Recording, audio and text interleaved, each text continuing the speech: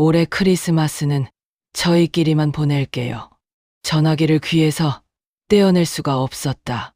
방금 며느리 은지가 뭐라고 한 거지? 내가 잘못 들은 건가? 여러분, 오늘 이야기 끝까지 들으시면 정말 충격적인 반전이 있습니다. 구독과 좋아요 꼭 눌러주시고 끝까지 함께 해주세요. 은지야, 무슨 소리야? 크리스마스는 우리 집에서 보내기로 했잖아. 어머니, 저희도 저희만의 크리스마스를 보내고 싶어요. 결혼하고 8년 동안 단 한 번도 저희끼리만 보낸 적이 없잖아요. 심장이 쿵 내려앉았다. 12월 20일 오후 2시. 크리스마스 준비로 분주한 시간에 날아온 청천벽력 같은 통보였다. 그럼 준호도 그렇게 하자고 했어? 네. 오빠도 이제 우리 가족끼리 시간을 보내자고 했어요. 애들도 크니까 우리만의 추억을 만들고 싶대요. 내 아들, 내가 배 아파 낳고 밤새워 키운 준호가 나를 버린다는 소리였다. 은지야, 내가 너희한테 뭘 잘못했니? 항상 조심하려고 했는데 어머니가 잘못하신 건 없어요. 근데 저희도 저희 인생이 있잖아요. 매년 어머니 집에만 가니까 애들도 힘들어한다고? 내가 얼마나 정성껏 준비하는데 너희 애들 좋아하는 것만 골라서 만들고 선물도 미리 사두고 그게 바로 문제인데요. 저희가 원하는 게 뭔지도 안 물어보시고 어머니 마음대로 다 정하시잖아요. 숨이 막혔다. 정성이 잘못이라고? 알았어. 좋은 시간 보내. 전화를 끊고 그대로 주저앉았다. 거실 한가운데 서 있는 크리스마스 트리가 눈에 들어왔다. 벌써 2주 전부터 정성껏 꾸며놓은 트리였다. 은진의 가족이 오면 좋아할 거라고 생각하면서 장식 하나하나 골라서 달았었다. 냉장고에는 이미 장을 가득 봐뒀다. 준호가 좋아하는 갈비찜 재료, 손주들이 좋아하는 피자 토핑, 은지가 좋다고 했던 유기농 샐러드까지. 다 무슨 소용인가. 저녁 때 준호한테 전화를 걸었다. 엄마, 은지한테 들으셨죠? 준호야, 엄마가 정말 그렇게 싫니? 엄마, 그게 아니라. 그럼 뭔데? 크리스마스에 어머니 혼자 두고 너희끼리 즐기겠다는 게 말이 돼? 엄마, 제발 이해 좀 해주세요. 저도 이제 40대예요. 제 가정이 우선이에요. 그럼 엄마는 가족도 아니야? 엄마도 가족이시죠. 근데 저희 직계 가족끼리도 시간이 필요하다고요. 매년 똑같은 패턴으로 살 순 없잖아요. 똑같은 패턴. 가족이 함께하는 게 패턴이야? 준호가 크게 한숨을 쉬었다. 엄마, 계속 이러시면 대화가 안 돼요. 저 바빠요. 끊을게요. 뚝. 전화가 끊어졌다. 아들이 엄마한테 전화를 끊어버렸다. 손이 떨렸다.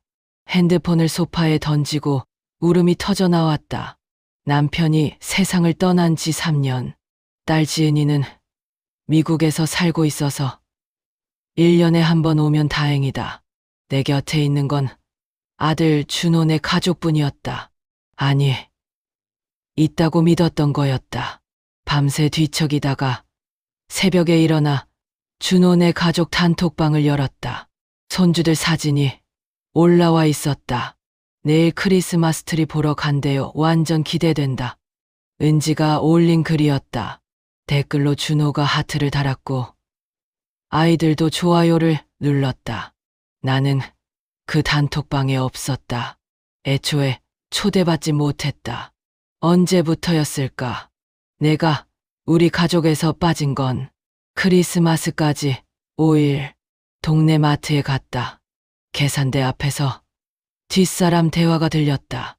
크리스마스에 친정 가기로 했어요. 시댁은 내년에 가고. 잘했어요. 명절도 아니고 크리스마스까지 시댁 가면 너무하죠. 귀가 번쩍 뜨였다. 돌아보니 30대로 보이는 젊은 여자들이었다. 맞아요. 요즘은 며느리가 호구 아니잖아요. 가슴에 비수가 꽂히는 것 같았다. 크리스마스 3일 전 아침에 일어나니 준호한테서 문자가 와 있었다. 엄마, 내일 제주도로 출발해요.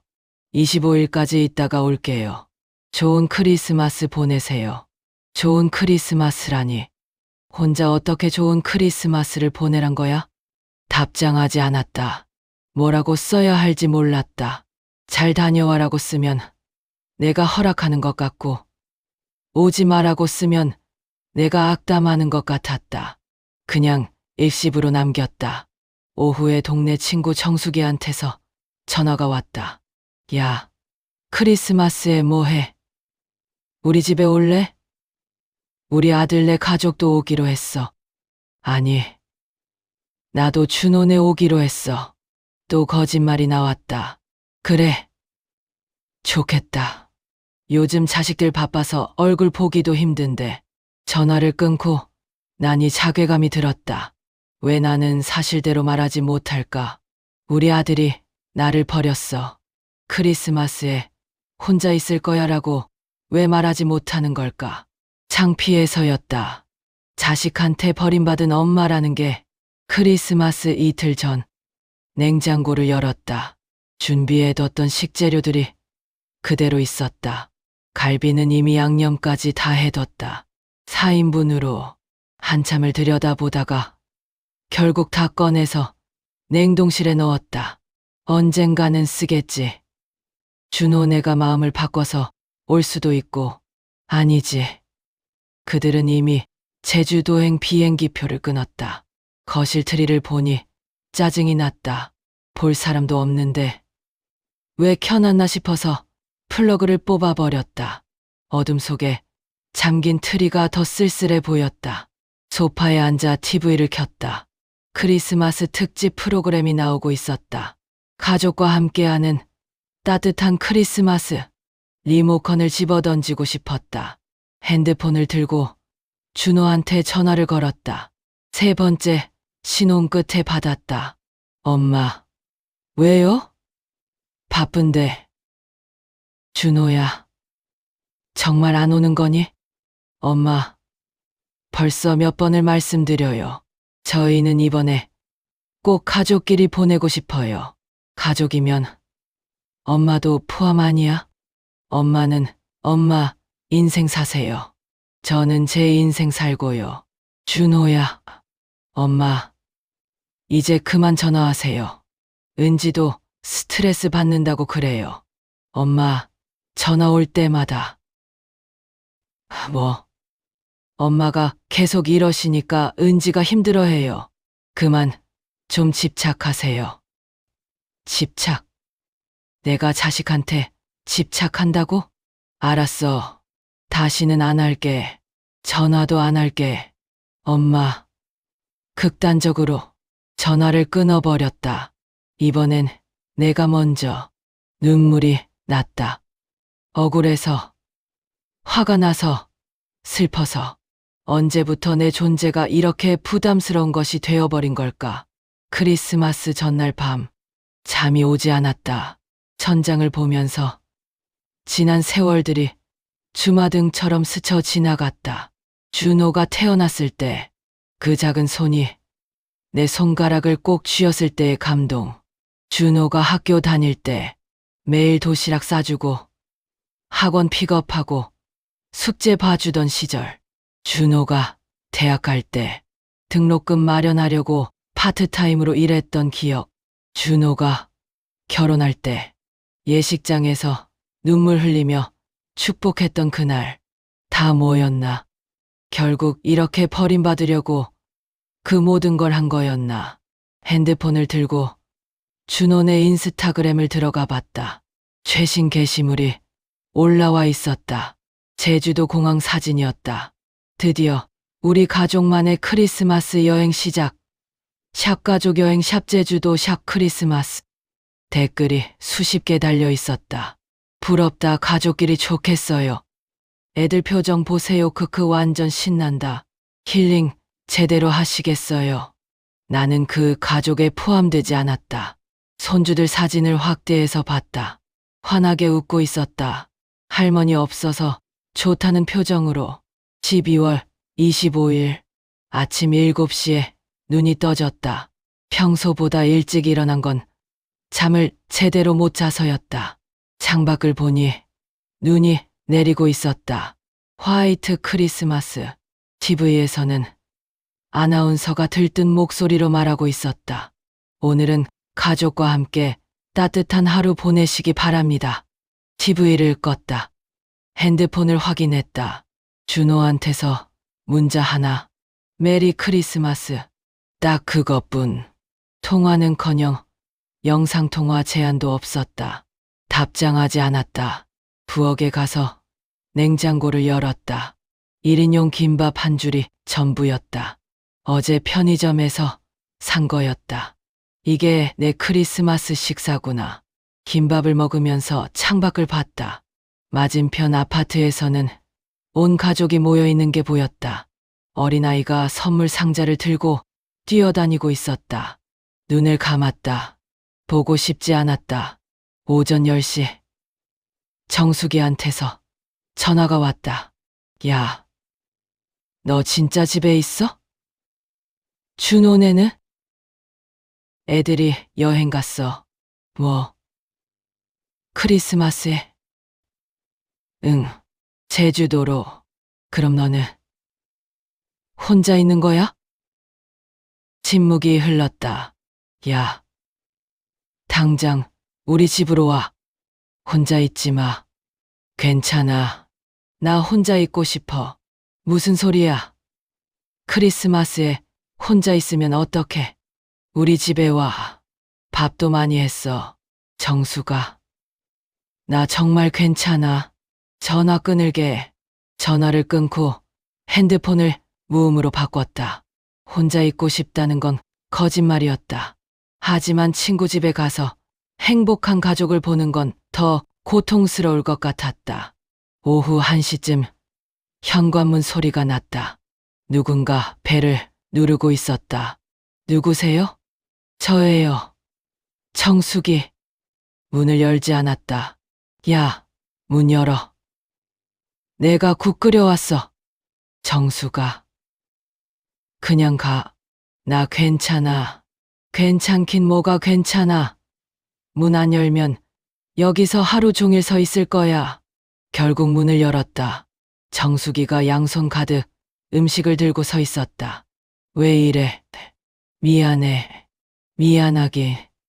들어간다. 정수기는 주방으로 직행해서 음식을 식탁에 펼쳤다. 갈비찜, 잡채, 전, 크리스마스 상차림이었다. 자, 앉아.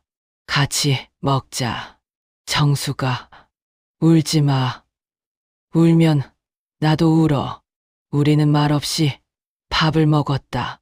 맛있었지만 목이 메어서 넘기기가 힘들었다. 준호 그 새끼. 어떻게 엄마를 크리스마스에 혼자 두고 가? 욕하지 마. 내 아들이야. 아들이면 다야? 이건 아니잖아. 명절도 아니고 크리스마스인데.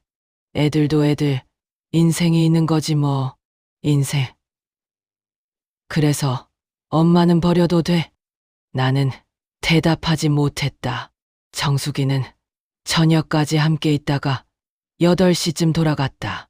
혼자 두기 미안했는지 계속 미안하다는 말만 반복했다.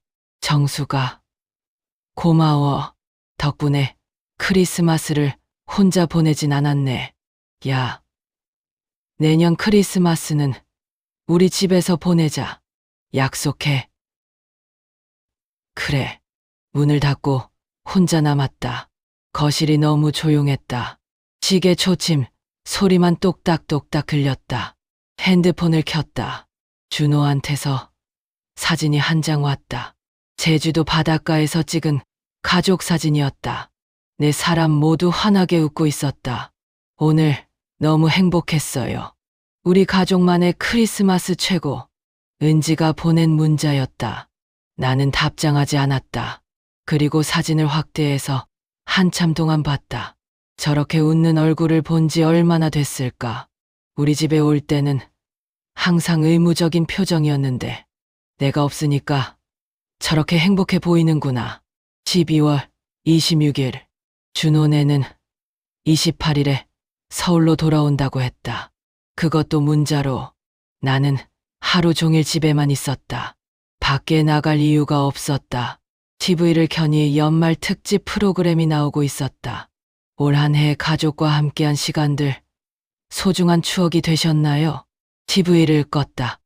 핸드폰에 알림이 떴다.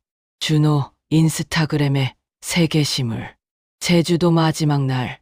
정말 힐링됐다. 우리끼리 있으니까 더 좋은 것 같아. 내년에도 또 오자. 댓글들. 가족끼리 여행 최고죠. 애들 표정 봐요. 크크 완전 행복해 보여요. 부모님은 안 모시고 가셨어요? 마지막 댓글이 눈에 띄었다. 누군가 물어본 거였다. 준호의 답글. 저희끼리만 가고 싶었어요. 가끔은 그럴 필요도 있잖아요. 가끔. 이게 가끔으로 끝날까? 12월 28일 준호한테서 전화가 왔다. 엄마, 저희 도착했어요. 그래, 엄마, 아직도 화나셨어요? 화는 무슨. 너희 잘 놀다 왔으면 됐지. 엄마, 그렇게 말씀하시니까 더 마음이 안 좋네요. 내가 어떻게 말하길 바라는데? 축하한다고 할까? 엄마, 저희도 저희 인생이 있어요. 매년 같은 패턴으로 살 순 없다니까요. 알았어.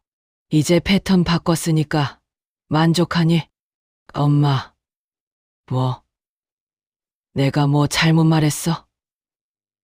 너희가 원하는 대로 다 해줬잖아. 이제 뭐가 더 필요해? 준호가 한숨을 쉬었다. 엄마, 이렇게 나오시면 대화가 안 돼요. 대화는 무슨 대화야? 너희는 일방적으로 통보만 하잖아. 엄마, 저 끊을게요. 기분 좀 풀리시면 연락 주세요. 또 전화가 끊어졌다. 나는 핸드폰을 소파에 던졌다.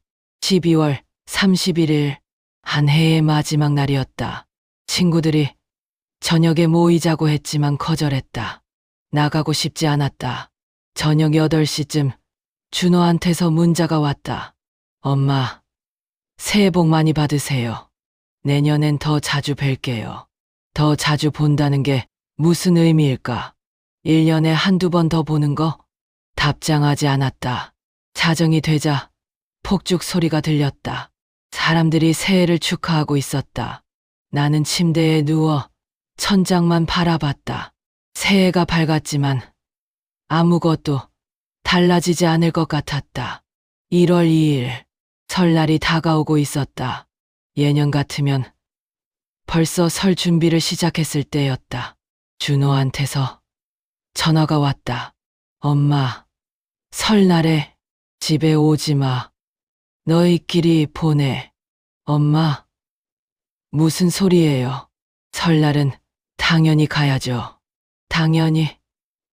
크리스마스 때는 안 당연했잖아. 설날도 너희끼리 보내. 엄마, 설날은 다르잖아요. 크리스마스는 서양 명절이고 명절이 뭐가 중요해? 어차피 나는 너희 인생의 짐일 뿐이잖아. 엄마, 왜 이러세요? 정말 왜 이러기? 너희가 알려준 대로 사는 거지. 이제 너희 인생 살라며? 나도 내 인생 살 거야. 엄마, 그럼 설날에 진짜 안 오시게요? 너희도 오지 마. 전화를 끊었다. 손이 떨렸다. 화가 났다. 너무 화가 났다. 크리스마스 때는 자기들끼리 보내더니 이제 와서 설날은 오겠다고? 내가 호구야? 1월 10일 준호한테서 계속 전화가 왔지만 받지 않았다. 문자도 수십 통 왔다. 엄마, 제발 전화 좀 받으세요. 설날 어떻게 할 거예요? 엄마, 우리가 잘못했어요. 대화 좀 해요. 잘못했다고 이제 와서. 은지한테서도 문자가 왔다. 어머니, 저희가 생각이 짧았어요. 크리스마스 때 너무 했던 것 같아요. 용서해 주세요. 용서. 쉽게 말하네. 1월 20일. 정수기가 집에 찾아왔다. 야, 너 진짜 설날에 안 만날 거야? 응, 만나고 싶지 않아. 그래도 명절인데, 명절이면 뭐 어때? 크리스마스 때 나 혼자 버려놨으면서 이제 와서 명절은 중요하대. 그래도 아들인데, 아들. 그 아들이 엄마한테 뭘 해줬는데 정수기는 더 이상 말하지 못했다. 설날 전날 준호가 집 앞까지 찾아왔다. 인터폰을 계속 눌렀다. 엄마, 문 좀 열어주세요. 문을 열지 않았다. 엄마, 저 준호예요. 제발 문 열어주세요. 돌아가. 볼 사람 없어. 엄마, 제발. 우리가 잘못했어요. 진심으로 사과할게요. 사과. 그게 크리스마스 때 마 혼자 두고 떠난 걸 해결해줘. 엄마, 준호야. 이제 너희 원하는 대로 살아. 엄마한테 신경 쓰지 말고. 엄마 없이도 너희 행복했잖아. 제주도에서 찍은 사진들 다 봤어. 내가 없으니까 얼마나 좋아하던지. 그게 아니에요. 엄마, 아니긴 뭐가 아니야. 솔직하게 말해봐. 내가 없으니까 편했잖아. 인정해. 침묵이 흘렀다. 엄마, 그건 역시 그렇구나. 알았어. 이제 가. 설날에도 오지 마. 너희끼리 편하게 보내. 엄마. 준호의 목소리가 떨렸다. 울고 있는 것 같았다. 하지만 문을 열어주지 않았다. 한참 후에 발걸음 소리가 멀어졌다. 설날 당일 핸드폰을 꺼놓았다. 아무 연락도 받고 싶지 않았다. TV를 켰다. 설 특집 프로그램이 나왔다. 명절에는 역시 가족이죠. TV를 껐다. 혼자 떡국을 끓여 먹었다. 1인분. 맛이 없었다. 아니, 맛을 느낄 수가 없었다. 창밖을 보니 다른 집에서는 온 가족이 모여 있었다. 웃음소리가 들려왔다. 나는 커튼을 쳤다. 2월 중순, 준호가 또 찾아왔다. 이번에는 손주들도 데려왔다. 할머니, 문 열어주세요. 손주들 목소리가 들렸다. 가슴이 아팠다.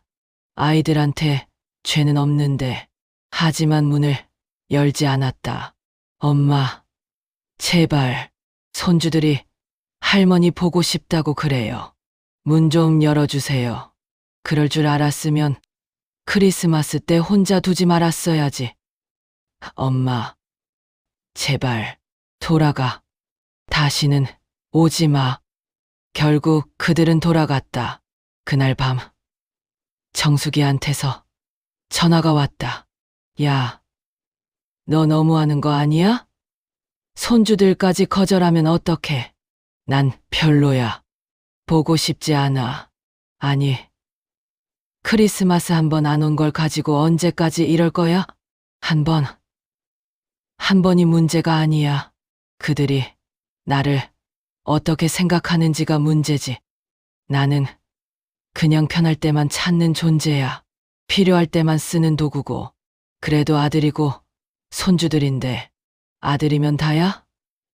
엄마를 명절 도구로 쓰면서 정수기는 한숨만 쉬었다. 3월, 준호한테서 더 이상 연락이 오지 않았다.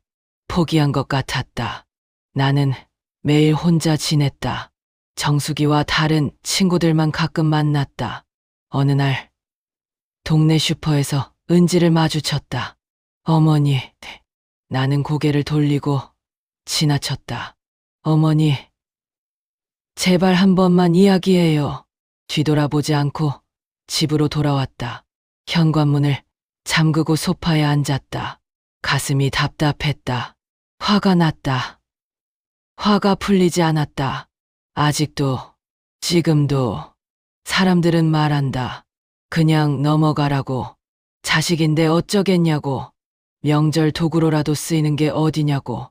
하지만 나는 그럴 수 없었다. 크리스마스에 혼자 남겨졌던 그 기분, 가족 사진에서 빠졌던 그 서러움, 우리 가족끼리라는 말에서 제외됐던 그 고통, 그건 쉽게 잊혀지지 않았다. 4월 어느 날 우편함에 편지가 들어있었다. 손주가 쓴 편지였다. 할머니, 보고 싶어요. 왜 안 만나주세요? 제가 뭘 잘못했어요? 편지를 구겨서 쓰레기통에 버렸다. 미안하지만 나는 아직 준비가 안 됐다. 어쩌면 영원히 준비가 안 될지도 모른다. 5월. 날씨가 따뜻해졌다. 하지만 내 마음은 여전히 추웠다. 어버이날이 다가왔다. 준호한테서 카네이션과 함께 편지가 왔다. 엄마, 사랑해요. 미안해요. 용서해 주세요.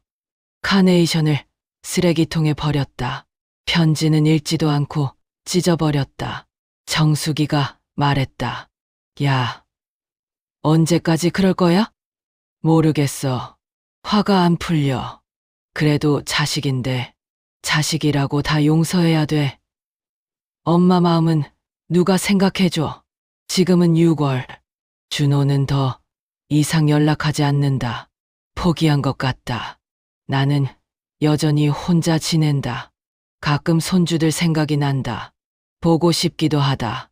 하지만 그들을 보려면 준호와 은지를 만나야 한다. 그건 아직 못하겠다. 크리스마스 때의 기억이 너무 생생하다. 혼자 먹었던 편의점 김밥, 꺼버린 크리스마스 트리, 제주도에서 행복해하던 그들의 모습, 우리 가족끼리라는 말, 그 말 속에 나는 없었다.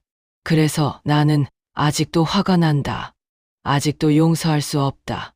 아직도 만날 수 없다. 사람들은 내가 고집이 세다고 한다. 너무 오래 끈다고 한다. 하지만 그들은 모른다. 크리스마스에 혼자 남겨진 엄마의 마음을, 가족 사진에서 지워진 시어머니의 아픔을, 이 화는 쉽게 가라앉지 않는다. 어쩌면 영원히. 여러분, 오늘 이야기 어떠셨나요? 댓글로 의견 남겨주세요. 구독과 좋아요, 알림 설정까지 부탁드립니다. 다음에도 더 좋은 이야기로 찾아뵙겠습니다. 감사합니다.